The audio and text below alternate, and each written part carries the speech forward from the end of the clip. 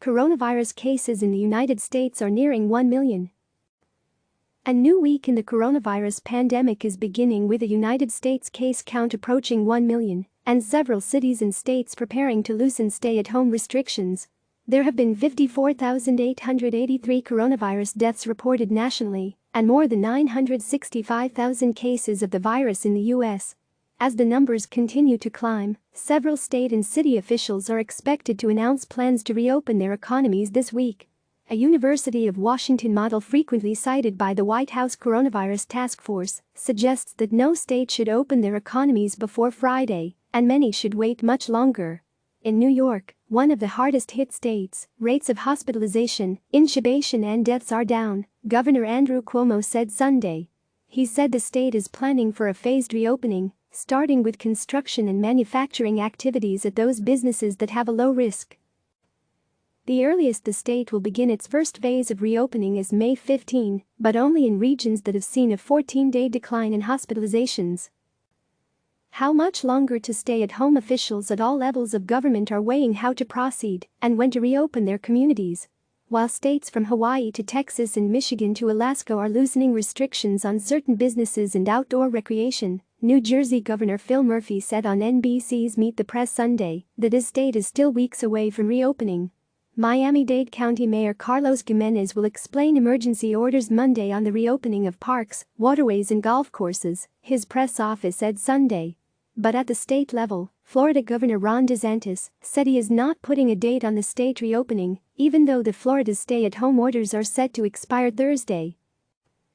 "We are going to do everything in a smart way," DeSantis said in a news conference Sunday. "I am less concerned about the date and more concerned about getting it right."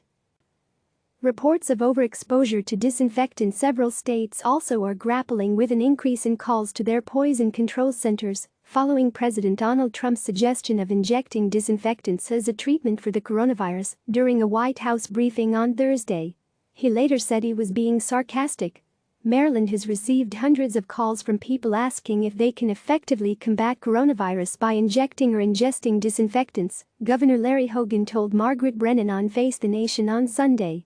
In Michigan, there were 65 reported overexposure cases between April 1 and April 25, a 400% increase from the same time last year. In addition to cleaning supply overexposure, Tennessee's Poison Control Center has seen a jump in the number of people hospitalized from exposure to hydrogen peroxide, a common ingredient in disinfectants, according to the Tennessean newspaper.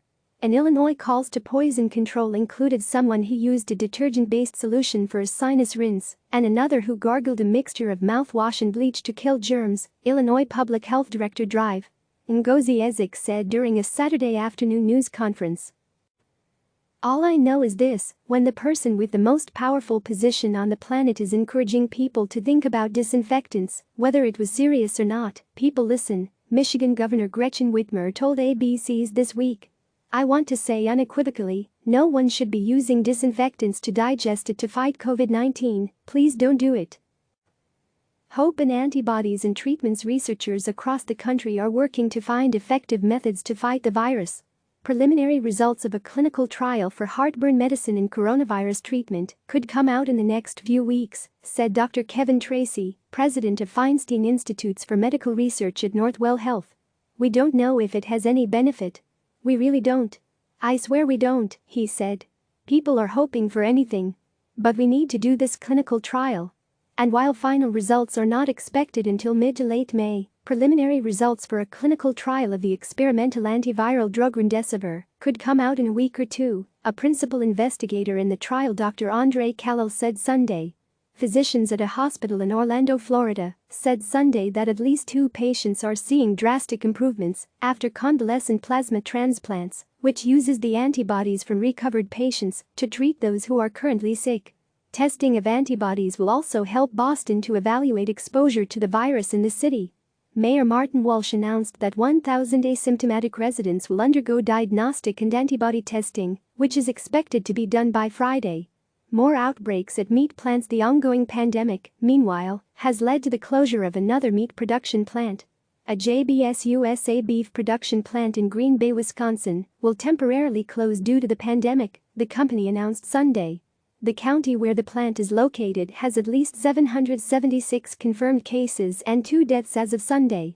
Processing plants and slaughterhouses have been shutting their doors in recent weeks.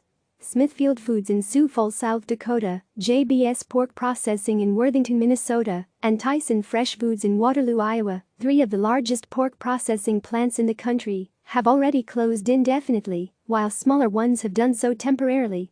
The closure of this facility, combined with a growing list of other protein plants that have shuttered across our industry, is pushing our country perilously close to the edge in terms of our meat supply, Smithfield Foods CEO Ken Sullivan said. It is impossible to keep our grocery stores stocked if our plants are not running. CNN's Holly Yan, Devin Cole, Chuck Johnston, Elizabeth Cohen, Sheena Jones, Laura Lai and Erica Henry contributed to this report. Click subscribe to receive the latest news.